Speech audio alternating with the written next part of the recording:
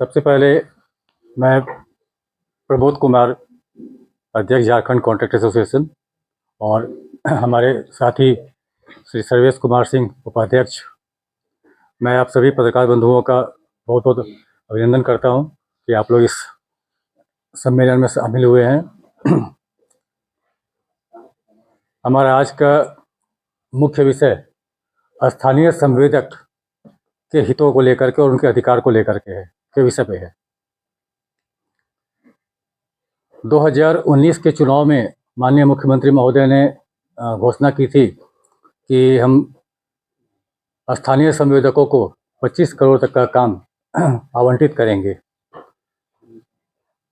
उसके बाद से ही उनकी बातों से प्रेरणा लेकर के और उनकी बातों से ही अग्रसर होकर के हम लोगों ने इस संस्था को चालू किया था, ताकि हमें यह उम्मीद लगी थी कि हमारे स्थानीय संवेदकों को इसका लाभ मिलेगा। उस समय से लगातार हम लोगों की लड़ाई चलती आ रही है भिन्न भिन्न मुद्दों पर में, जो निविदाओं में अनियमितता होती है या किसी को उसका उचित अधिकार नहीं मिलता है, तो उस विषय पर लेकर हम लोगों का विभाग के साथ शिकायतों का सिलसिला चलता रहता है। अभी पुनः सरकार बनी है और मुझे बहुत खुशी है कि माननीय हेमंत सोरेन जी की सरकार पुनः सत्ता में आई है। तो इस वजह से हमें इस बार उम्मीद जगी है कि हमारे स्थानीय संवेदकों के हित में सरकार कुछ न कुछ फैसला अवश्य लेगी, और इन्हीं सब बातों को लेकर के हम अपनी बातों को आज उनके सरकार के समक्ष रखने के लिए इस संवाद सम्मेलन का आयोजन हमने किया है। संगठन थोड़ी सी राजनीति से भी जुड़ा होता है, और इस नाते मैं मुख्य विषय पे आने के पहले थोड़ी सी राजनीतिक बातें करना चाहूँगा। सबसे पहले मैं अपने संगठन की ओर से सरकार को बहुत बहुत बधाई देता हूँ, माननीय मुख्यमंत्री महोदय को भी बहुत बहुत बधाई देता हूँ कि इस प्रचंड जीत के साथ जिस तरह से आपकी सत्ता में वापसी हुई है, तो मुझे आपसे पूरी उम्मीद है कि आप हमारे हित में ज़रूर कुछ निर्णय लेंगे।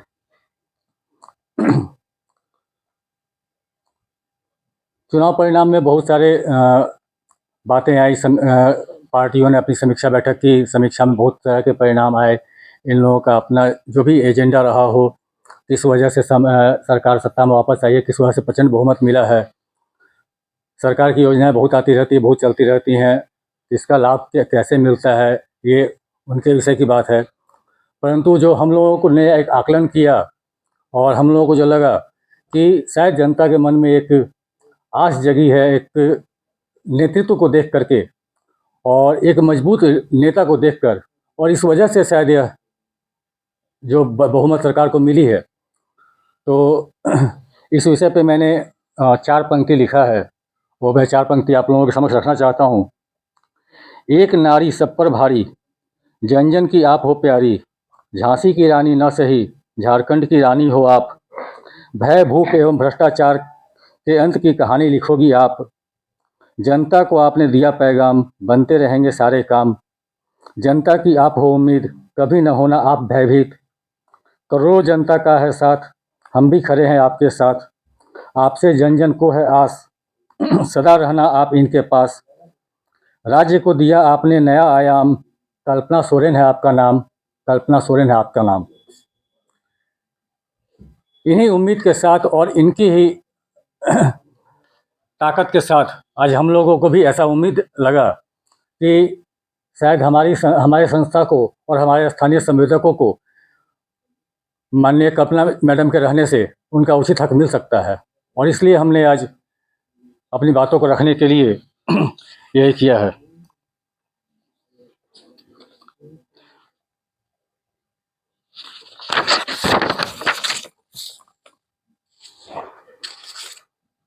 यह बिल्कुल सही है कि किसी भी सरकार के लिए संभव नहीं है कि वो अपने राज्य के प्रत्येक नागरिकों को नौकरी दे सके, परंतु राज्य सरकार की ऐसी बहुत सी योजनाएं होती हैं और बहुत सारे ऐसे प्रावधान होते हैं जिसमें कि जो भी राज्य के नागरिक होते हैं वो अपने लिए कुछ न कुछ रोजगार की व्यवस्था इस माध्यम से करते ही रहते हैं। इसी में एक प्रक्रिया आती है, सरकारी विभागों के साथ जुड़कर विभागीय स्तर पर कार्य को संपादित करना। यह जो प्रक्रिया होती है, इस प्रक्रिया के लिए सरकार द्वारा एक मापदंड तैयार किया जाता है और उस मापदंड को पूरा करने वाली संस्था के माध्यम से जो कार्य संपादित किया जाता है उसे हम निविदा कहते हैं, संविदा कहते हैं, और उस कार्य को जो करते हैं उसे हम संवेदक कहते हैं। आज हमारे राज्य में 3 प्रकार के संवेदक या 3 प्रकार के व्यवसायी काम कर रहे हैं। ये काम कर रहे हैं, इसमें पहले वो हैं जो राज्य के मूलवासी हैं, जिनके पूर्वज इस राज्य की सीमा में सदियों से रहते आ रहे हैं। दूसरे वे हैं जो आज़ादी के बाद जब हमारे राज्य में कल कारखानों का लगना शुरू हुआ, कल कारखाने स्थापित होते गए, तो उसमें काम करने के लिए बहुत सारे लोग बाहर से भी आकर बसे। ऐसे बहुत सारे लोग आज भी हमारे इस राज्य में हैं जो कि आए थे काम करने के लिए, परंतु यहीं होकर रह गए। आज इस मिट्टी को छोड़कर वो कहीं नहीं जाते हैं। और तीसरे वो हैं जो इस राज्य गठन के बाद इस राज्य में अपना व्यवसाय करने आए हैं और व्यवसाय के माध्यम से उनका एक ही लक्ष्य है, सिर्फ लूट और खसोट। विडंबना यह है कि आज वैसे ही तीसरे लोग जो हैं इस राज्य में फल फूल रहे हैं और हमारे सरकारी अधिकारियों, विभागों के अधिकारियों की मेहरबानियाँ भी इन पर कुछ ज़्यादा ही रहती है। ऐसे कई उदाहरण हैं हमारे पास में, जिसे मैं आप लोगों के समक्ष बाद में रखूँगा। आज हम मुख्य रूप से जो राज्य में मैन पावर आउटसोर्सिंग की व्यवस्था है उसके विषय पर बात करने के लिए इकट्ठे हुए हैं। यह मैं आप लोगों को बताना चाहता हूँ कि राज्य सरकार में आउटसोर्सिंग मैन पावर की व्यवस्था सभी विभागों के लिए एक रीढ़ की हड्डी बन चुकी है और लगभग सभी विभाग आज की तिथि में आउटसोर्स मैन पावर पर बहुत ज़्यादा निर्भर हो गए हैं।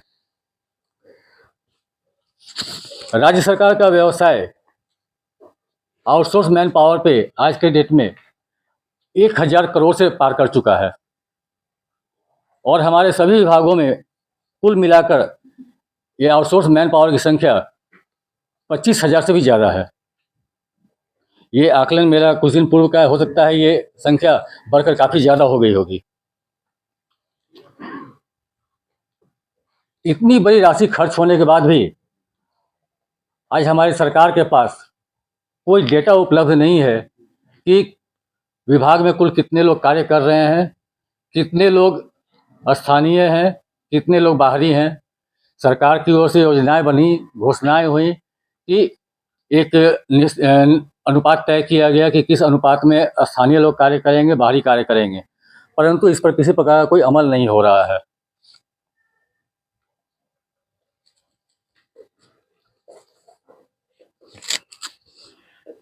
जो इस संबंध में जो भी निविदाएं होती हैं, ये मैन पावर की निविदा आज के डेट में अनियमितता से भरी हुई होती हैं और किसी भी निविदा को देखकर आप ये अनुमान लगा सकते हैं कि यह निविदा किसी खास एजेंसी को उपकृत करने के उद्देश्य से तैयार की गई है। सबसे बड़ी समस्या यह है कि आप इसे कितना भी उजागर करते रहें, हमारे विभागीय अधिकारियों पर इसका कोई असर नहीं पड़ता है।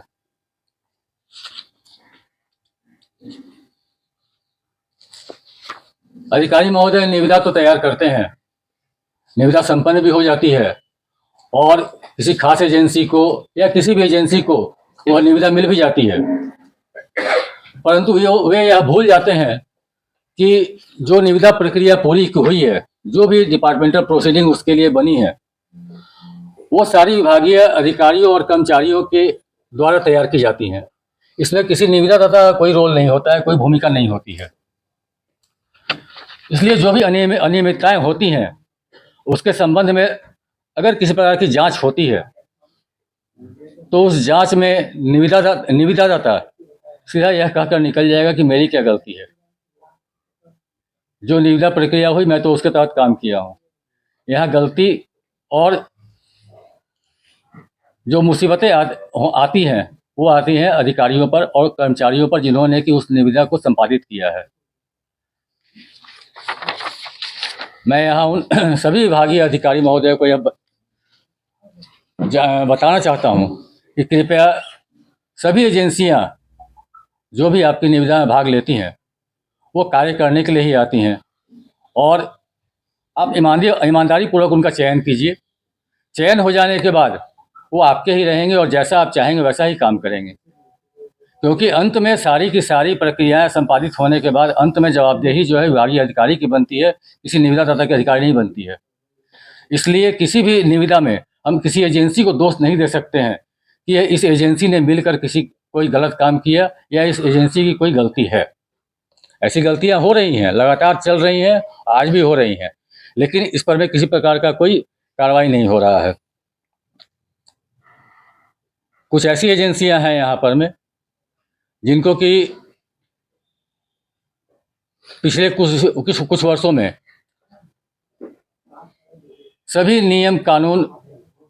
नियम शर्तों को ताक पर रखकर कार्य आवंटित किया जा रहा है। इस रूप में काम दिया जा रहा है कि आज अगर कोई एक भी फाइल अगर खोल कर देखी जाए तो वो जो अनियमितताएं हैं वो पूरी तरह से उजागर हो जाएंगी। मैन पावर आउटसोर्सिंग में जो हम लोग देख रहे हैं, अधिकांशतः एजेंसियां जो भी काम कर रही हैं उन्हें सर्विस चार्ज 2 से 5% के बीच मिलता है, या वो अपनी ओर से उतना कोट करते हैं। लेकिन एक खास एजेंसी के लिए यह देखा जा रहा है कि एक नहीं 2-3 विभाग ऐसे हैं जहां पर कि उस एजेंसी को 14% सर्विस चार्ज दिया जा रहा है। एक विभाग की निविदा ऐसी हुई है जहां पर कि सिंगल बीडर का एक निविदादाता सिर्फ तकनीकी रूप से क्वालिफाई कर रहा है, परंतु दूसरे निविदादाता को जो कि असफल है उसे जबरदस्ती सफल घोषित करके और पहले वाले को काम दिया गया है। तो ऐसी कई शिकायतें हैं और ऐसी कई निविदाएं हैं जिसमें कि विभागीय अधिकारी महोदय खुलकर अनियमितताएं कर रहे हैं, और इसकी शिकायत करने पर भी इसका कोई समाधान नहीं होता है, क्योंकि आप शिकायत कहाँ करेंगे? शिकायत करने के लिए मुझे उसी विभाग के पास जाना पड़ता है जहाँ से निविदा संपादित हुई है, और ये कारनामे भी वहीं से हुए हैं। तो हमारी शिकायतों को सुनेगा कौन? किसी प्रकार का ध्यान नहीं दिया जाता है।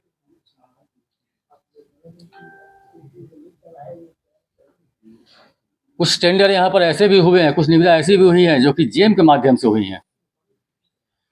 आप लोगों को भी जानकारी होगी, या मैं आपको उसका सर्कुलर भी दे दूंगा कि जेम पर जो टेंडर होते हैं उसमें सर्विस चार्ज का एक दायरा फिक्स किया हुआ है, मिनिमम 3.85% और मैक्सिमम 7%।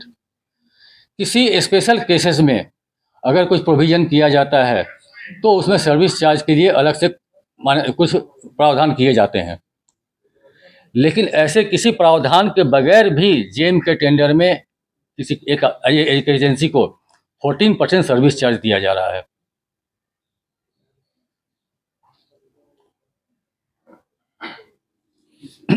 विभाग का नाम बता दीजिए। विभाग का नाम बता दीजिए। नहीं, अभी मैं आपको विभाग का नाम या एजेंसी का नाम नहीं बता सकता हूं और नहीं बताना चाहता हूं, क्योंकि सुरक्षा के दृष्टिकोण से। इसलिए मैं इसके लिए माननीय मुख्यमंत्री महोदय से मिलूंगा, मिल करके मैं उनके पास में सारे तथ्यों को, सभी बातों को रखूंगा और उनके समक्ष मैं एजेंसी का नाम और विभाग का नाम सभी मैं रखूंगा। लेकिन अभी मैं क्षमा चाहता हूं, उस चीज़ को मैं सार्वजनिक नहीं कर सकता हूं, क्योंकि मेरी अपनी भी सुरक्षा है। पता नहीं यहाँ से निकलने के बाद घर भी सही सलामत पहुँच पाऊंगा या नहीं, इसलिए मैं आप लोगों से इस मामले में क्षमा चाहता हूँ। राज्य में कुछ ऐसी एजेंसियां काम कर रही हैं जो कि आज भी सरकार के साथ जुड़ी हुई हैं, सरकार के लिए काम कर रही हैं, निविदाएं इन प्रकार निविदा हासिल भी कर रही हैं, और आज भी वो हमारे अधिकारी महोदयों के चहेते बने हुए हैं। एक राज्य का जिम्मेदार नागरिक होने के नाते मैं सरकार को सचेत करना चाहता हूँ, सरकार को यह जानकारी देना चाहता हूँ कि ये चील कौवे जो आज आपको नोच कर खा रहे हैं, ये नोच कर खा रहे हैं यहाँ और भर रहे हैं कहीं और यही चील कौवे आपकी सरकार को स्थिर करने का प्रयास भी करते रहते हैं, जो कि पहले भी किए हैं और आज भी कर रहे हैं। मैं उनकी भी जानकारी सरकार को अवश्य दूंगा, मुख्यमंत्री महोदय को अवश्य दूंगा कि वैसे भी लोग आज भी जुड़े हुए हैं। कृपया इन लोगों से सरकार सावधान रहें। आउटसोर्सिंग एक ऐसी व्यवस्था है कि हमारे यहाँ एक स्वायत्त संस्था भी उसके लिए सरकार द्वारा गठन किया गया है, जिसका नाम है जैप आईटी। जैप आईटी द्वारा भी 2021 में एजेंसियों को सूचीबद्ध करने का काम किया गया, जिसमें कुल 14 एजेंसियां सूचीबद्ध हुई थी। वो आज भी काम कर रही हैं, उन्हें अवधि विस्तार दिया गया है। ये अवधि विस्तार शायद मार्च 2025 तक के लिए दिया गया है। परंतु जैप आईटी द्वारा भी जो आउटसोर्सिंग के लिए सूचीबद्ध एजेंसियों को सूचीबद्ध किया गया, वो भी खामियों से ओतप्रोत है। उसकी सबसे बड़ी खामी और प्रमुख खामी ये है कि आपने 14 एजेंसी को सूचीबद्ध किया। नियमतः जैप आईटी को सभी विभागों से उनकी मांग लेनी चाहिए थी, किस विभाग को कितने मैन पावर की आवश्यकता है, किस किस कैटेगरी के मैन पावर की आवश्यकता है, और उसे लेकर के सभी जो भी सूचीबद्ध एजेंसियां उनके यहाँ थी उनके बीच बराबर अनुपात में कार्य वितरित करना चाहिए था। परंतु जैप आईटी ने इससे हट करके इन 14 एजेंसियों को अपनी मार्केटिंग करने के लिए छोड़ दिया। आप विभाग से संपर्क करें, आप विभाग से कैसे काम लेंगे ये आपकी जवाबदेही है। इसका परिणाम आज हमारे सामने है कि एक बहुत बड़ी सौदेबाजी शुरू हुई। और सौदेबाजी क्यों शुरू हुई ये कोई भी समझ सकता है। स्वाभाविक है, किसी भी एजेंसी को जब उसका खुद का मार्केटिंग करने के लिए दिया जाएगा तो वो अपनी ओर से जो भी लोभ, प्रलोभन, लालच होता है वो अवश्य देगी। इस 3 साल में जैप आईटी ने एक बार भी अपने 14 एजेंसियों के साथ किसी प्रकार की समीक्षा बैठक नहीं की कि उनकी 14 एजेंसियां में से कितनी एजेंसी को आज कितना काम किस किस विभाग में मिला है। परिणाम यह है कि कोई काम से ओतप्रोत है तो किसी के पास कुछ भी काम नहीं है, या कोई है तो थोड़ी बहुत काम उसे है उसके पास, लेकिन जैप आईटी के पास में इसका कोई तुलनात्मक विवरण नहीं है। और जैप आईटी ने इसके लिए कोई कठोर कदम या ठोस कदम नहीं उठाया।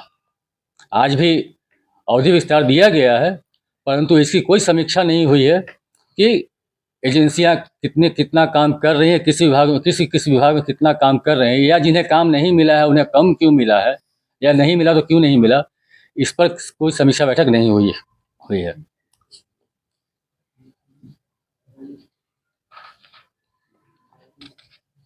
हम स्थानीय नागरिक, स्थानीय वो के नाम पे आज पिछले राज्य गठन के बाद से इस पर बहस सुनते आ रहे हैं। बीच बीच में सरकार द्वारा कुछ कुछ निर्णय लिए भी जाते हैं और वो निर्णय विवादों में घिरा ही रहता है। आज भी यह निर्णय, स्थानीयता का जो निर्णय है वो विवादों में ही घिरा हुआ है। इसलिए मेरा सरकार को स्थानीय संवेदक के रूप में एक सुझाव है कि वैसे लोग जो राज्य गठन के पूर्व या राज्य गठन के बाद वैसे नागरिक जो कि यहाँ से मैट्रिक पास किए हों, जिनकी यहाँ की 10वीं जो यहाँ से 10वीं पास किए हों, उनके पास उनका सर्टिफिकेट हो, प्रमाण पत्र हो, वैसे नागरिकों को स्थानीय संवेदक जो और सरकार के साथ मिलकर कार्य कर रहे हैं, वैसे संवेदकों को स्थानीय संवेदक की मान्यता दी जाए। निविदा में इस शर्त को जोड़ा जाए कि निविदा दाता के पास राज्य के किसी भी क्षेत्र के विद्यालय का मैट्रिक का प्रमाण पत्र होना चाहिए।